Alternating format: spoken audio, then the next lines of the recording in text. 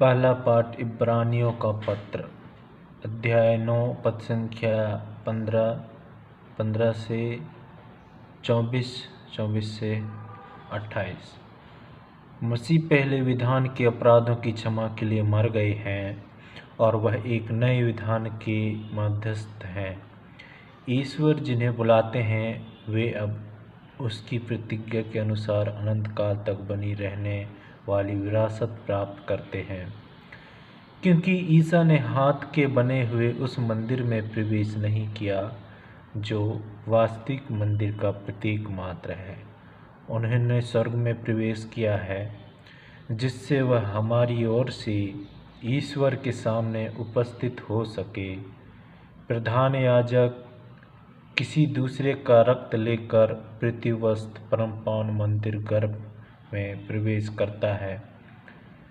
ईश्वर के लिए इस तरह अपने को बार बार अर्पित करने की आवश्यकता नहीं है। यदि ऐसा होता तो संसार के प्रारंभ से उन्हें बार बार दुख भोगना पड़ता, किंतु अब युग के अंत में वह एक ही बार प्रकट हुए, जिससे वह अतम बलिदान द्वारा पाप को मिटा दे।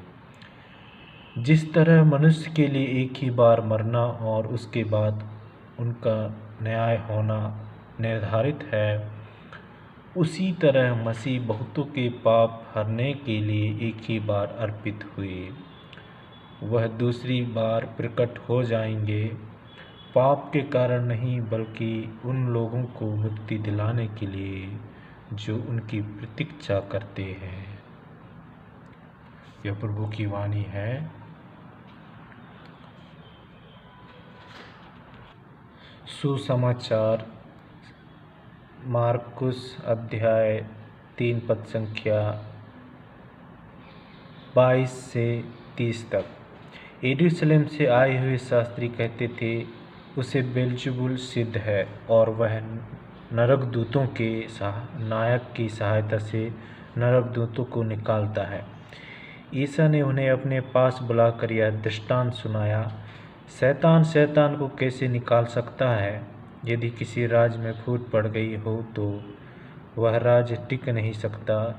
यदि किसी घर में फूट पड़ गई हो तो वह घर टिक नहीं सकता है। और यदि शैतान अपने ही विरुद्ध विद्रोह करे और उसके यहाँ फूट पड़ गई हो तो वह टिक नहीं सकता और उसका सर्वनाश हो गया है। कोई किसी बलवान के घर में घुसकर उसका सामान तब तक नहीं लूट सकता जब तक कि वह उस बलवान को ना बांध ले। इसके बाद ही वह उसका घर लूट सकता है। मैं तुम लोगों से यह कहता हूँ, मनुष्य चाहे जो भी पाप या ईश निंदा करे, उन्हें सबकी क्षमा मिल जाएगी, परंतु पवित्र आत्मा की निंदा करने वालों को कभी भी क्षमा नहीं मिलेगी। वह अनंत पाप का भागी है। उन्होंने यह इसलिए कहा कि कुछ लोग कहते थे, उसे अवधूत सिद्ध है।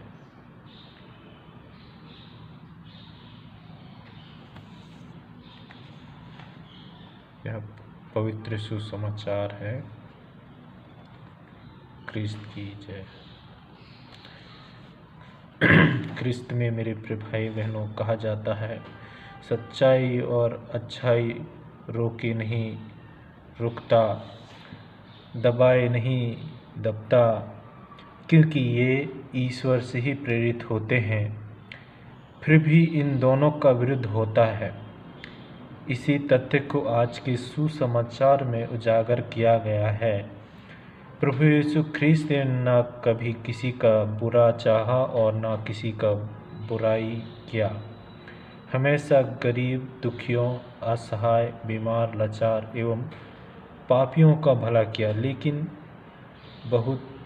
बहुतियत लोग, विशेष रूप से यहूदियों ने उनका विरोध किया। प्रभु यीशु के पास दो प्रकार के लोग आए, पहला गरीब, दुखी, बीमार एवं लाचार, अवधूतग्रस्त पापी, एवं दूसरा समाज के सामान्य वर्ग प्रभु की वाणी को सुनना और चंगाई प्राप्त करना उनका मुख्य मकसद था। उन्होंने प्रभु पर विश्वास किया एवं उन्हें अपना मसीह स्वीकार किया। यह उनके लिए संभव हो सका क्योंकि वे ईश्वर के शब्दों के लिए ललायित थे। उन्हें अपने जीवन में उन्नति परिवर्तन की आशा थी। आज हम मनन करें कि क्या हमें प्रभु के वचनों को सुनने की लालसा है?